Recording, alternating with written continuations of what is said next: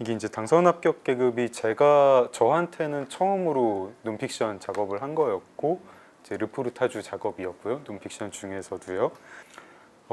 이거를 쓰고 나서, 당선 합격 계급을 쓰고 나서 제가 논픽션 작업에 약간 자신이 붙어가지고 그런 작업도 하게 됐고, 지금 저는 뭐 제가 본업이 소설가라고 생각을 하지만 계속 논픽션 작업은 이제 소설 쓰는 틈틈이 할 생각입니다. 해보니까 되게 매력이 있었고 저한테 어떤 힘도 많이 준 것 같아요. 근데 어쨌든 당선 합격 계급을 처음 쓸 때에는 되게 부담이 있었습니다. 그 이제 뭐 한국의 논픽션이라는 장르가 그렇게 막 활발하지도 않고, 이게 소설하고 달리 그 앞에 제가 좀 모델로 삼을 책 같은 게 좀 뭐 많은 것 같지도 않고, 어떻게 써야 되지? 이런 거 좀 고민도 하면서 썼는데, 일단은 제가 되게 쓰고 싶었어요. 제가 2013년에 신문사를 그만두고 전업 소설가가 됐고요. 2014년에도 장편 소설을 2편 펴내고 2015년에도 이제 뭐 여러 편 펴냈는데, 2015년 즈음에 나 논픽션을 써야겠다 이런 생각을 했습니다. 또 그 즈음에 이제 언론 인터뷰를 하면은 기자분들이 자꾸 이제 물어보시더라고요. 뭐 기자 출신 소설가인데 논픽션 안 쓰시냐? 그래서 쓸 생각이 있다고. 제가 조지 오웰을 좋아하는데 조지 오웰이 썼던 것 같은 논픽션들, 뭐 위건부두로 가는 길이나 뭐 카탈로니아 찬가 같은 거 나도 써보고 싶다 이런 얘기를 드렸었죠. 그리고 그 즈음에 이제 머릿속으로 구상을, 이제 어떤 걸 써보고 싶다 생각을 한 게, 일단 제가 제일 궁금한 걸 써보고 싶었어요. 그때 뭐 문학 권력 뭐 이런 말들이 많이 나오고, 뭐 이제 뭐 문단의 어떤 문제점 같은 것들, 그런 게 이제 언론에 많이 나왔었거든요.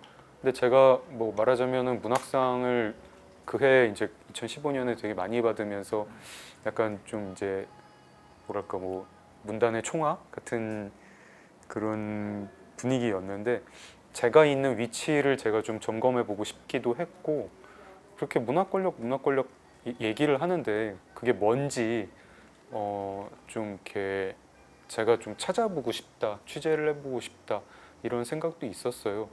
그게 문학 권력이 뭐냐고 물어보면은 막상 또 뭐 문학 권력 하시는 분들 중에 문학 권력이 뭐다 이렇게 말씀을 잘 또 못하세요. 뭐 되게 어려운 용어를 막 들먹이다 그래서 뭔데요 하고 이제 기자들 이제 습성이 이해될 때까지 막 물어볼 때 있잖아요. 그러면은 잘 답변 못 하시고, 문학 권력이 뭐고 왜 그렇게 힘을 발휘하느냐 뭐 이런 거 한번 추적을 해보고 싶었고요.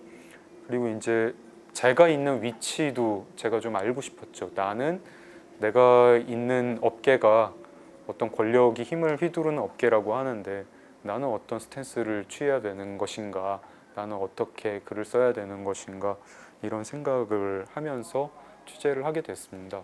처음에는 이제 어떤 책의 큰 틀 같은 거 생각을 못하고, 일단 취재부터 하자, 책을 쓴다, 그리고 취재부터 하자, 이렇게 취재를 하다가 어느 순간에 한 1년쯤 지나서 근데 이게 이 문학 권력 중에서도 문학 공모전이라고 하는 게 우리나라 채용 절차하고 되게 비슷하다. 문학 공모전이라는 게 문학계의 어떤 일종의 신인 채용 절차다라는 생각을 하게 됐고, 그게 또 어떻게 보면 한국의 입시 문제하고도 되게 닮아 있다, 그런 생각도 하게 됐습니다. 그러다 보니까 이제 생각이 점점 커져가지고 이게 과거제도의 현대판 변형인 것 같다, 이런 생각도 하게 됐고요.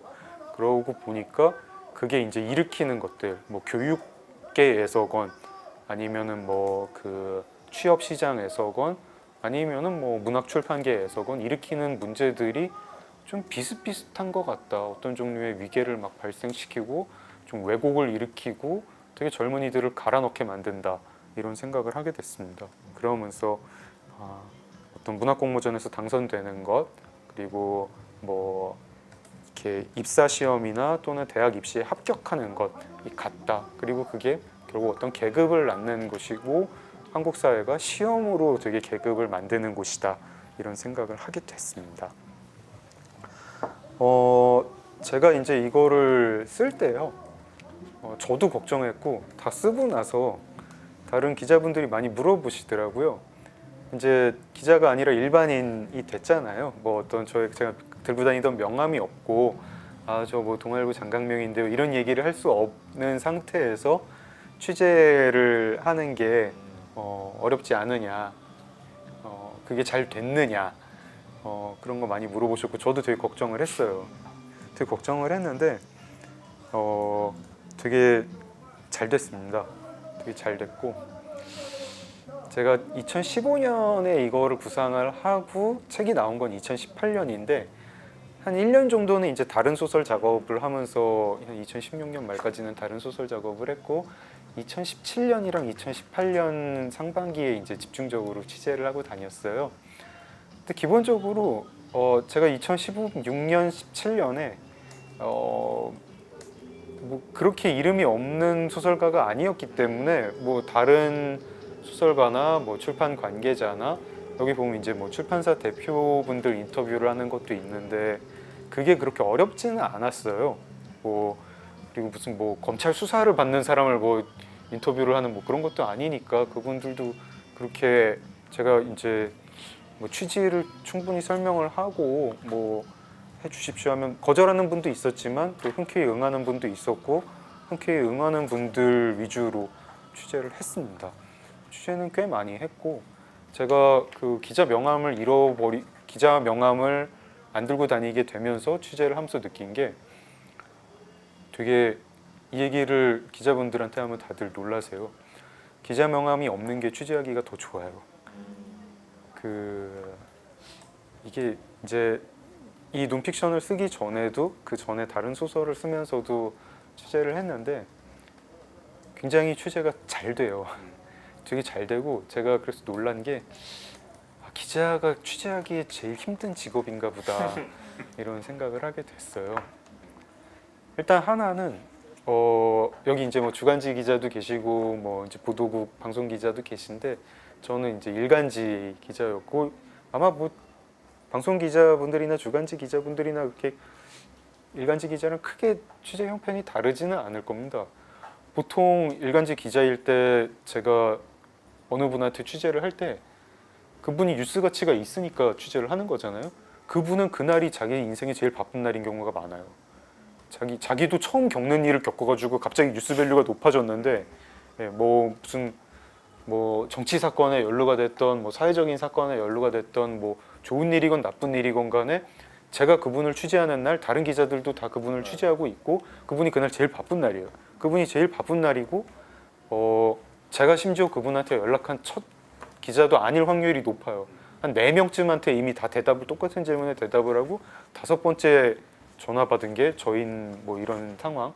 또 저는 저대로 마감이 있잖아요. 막 오후 3시까지 취재를 해가지고 기사를 써서 뭐 데스킹 받고 어쩌고 저쩌고 해서 저녁 때까지 기사를 내보내야 되니까 이분이 그때 되게 바빠가지고 아유 기자님 제가 지금 뭐 잠깐 뭘 하고 있는 중인데 뭐 내일 하면 안 될까요? 뭐 아니면 뭐 모레 하면 안 될까요? 이러면 저는 또 저대로 아우 선생님 지금 잠깐만요 한 5분만요 막 이러면서 막 해야 되니까 서로 막 되게 바쁜 와중에 경황 없을 때 뭐 하게 되는 경우가 많더라고요. 근데 한 번도 뭐 그분이 바쁘다고 해서 하루 뒤에 취재를 하거나 이틀 뒤에 취재를 한 적이 없죠. 근데 이 논픽션 작업을 하면서 단행본 작업을 하면서 취재를 할 때에는 제가 이번 달에 바쁜데 다음 달에 만나면 어떨까요? 그럼 그러시죠. 이렇게 해가지고 다음 달에 만나면 진짜 한가하게 만나기도 하고 그분도 뭐 한 달 동안 기다리게 해서 좀 미안한 게 있으니까 더 잘 말씀해 주시기도 하고 되게 여유 있게 취재를 하게 되더라고요. 그런 게 하나 있었고요. 그다음에 이거는 뭐 논픽션 단행본 쓸 때는 조금 아닐 수도 있는데 소설 취재를 한다 그러면은 사람들이 마음을 되게 많이 열어놔요. 그러니까 신문 기자가 전화를 해서 근데 뭐 어디 계시는 누구시죠? 뭐 직함이 뭐죠? 선생님 직함 뭐죠? 이름 뭐 이자 맞죠? 막 하면서 막 뭐 물어보면 저도 나중에 언론 인터뷰를 당할 때 되게 무섭더라고요. 내가 말을 잘못하면 이게 다 포털 사이트에 올라가고 다 올라가게 되고 내가 이렇게 하게 됐구나 하니까 되게 보수적으로 방어적으로 얘기를 하게 돼요. 그리고 굳이 뭐 얘기 안 해도 되잖아요. 아유 제가 뭐 다른 분 하시면 안 될까요? 뭐 이러면서 제가 경찰분들 취재를 할 때 사회부 기자일 때 그때 느꼈던 어떤 체감 온도랑 소설가가 돼서 경찰분 형사분들 얼마 전까지도 이제 취재를 해서 이번에 장편 소설에 많이 나오거든요. 취재를 할 때랑 체감 온도가 되게 달라요. 야 이게 기자가 취재를 하는 게 진짜 이렇게 힘든 거였구나. 오히려 그런 생각이 들더라고요. 제가 이제 기사 쓸 때는 계속 이제 보통 쓰면 그 자리에서 아니면 그 다음날 뭐 기사를 쓰게 되는 경우가 많으니까 쓰면서 저도 잘 집중을 못해요. 쓰면서 아 야마 나왔다. 아 이거 뭘로 쓰지? 아니면 야마 뭘로 해야 되지? 막 계속 아 이거 아닌가요? 이건 아닌가요? 뭐 몰아가게 되고 뭐 진득하니 듣지를 못하고 그날 마감이 있으니까 이 사람이 오히려 약간 말문이 열렸는데도 아유 저기 뭐 잊지 마시고 아우 너무 재밌는데 진짜 제가 오늘 마감 때문에 뭐 이러면서 막 일어나고 하니까 잘 못하는 경우가 많았어요. 그래서 오히려 제가 있던 회사를 나오니까 저널리스트로서는 왜 드래곤볼에 그런 거 있잖아요. 뭐 한참 싸우다가 갑자기 이제부터 뭐 본격적으로 뭐 이렇게 납덩이를 떼고 싸워볼까 뭐 이런 느낌? 약간 그런 느낌이었습니다. 오히려 회사 그 직함 소속이 없었을 때 더 발휘되는 힘이 있더라 이런 게 있었고요. 근데 당선 합격 계급이 이게 이제 출판사에서는 저 때문에 속을 되게 많이 태웠거든요. 원래 뭐 몇 년까지 보내기로 했는데 제가 취재가 덜 끝난 것 같아가지고 막 한없이 미루다가 보내니까 출판사에서는 굉장히 언제쯤 다 쓰세요? 뭐 이렇게 연락이 중간중간 왔는데 저는 진짜 이거를 다 쓰니까 막 속이 후련하더라고요. 제가 이 주제를 가지고 이 현장을 취재를 해야 되고 이 사람을 만나야 되고 뭐 이 사람은 아니더라도 이 관련 사람을 만나야 되고 또 이 현장도 취재를 해야 되고 어떤 반론에 대한 것도 취재를 해야 되는데 하고 싶은 건 다 하고 나서 썼어요. 그랬더니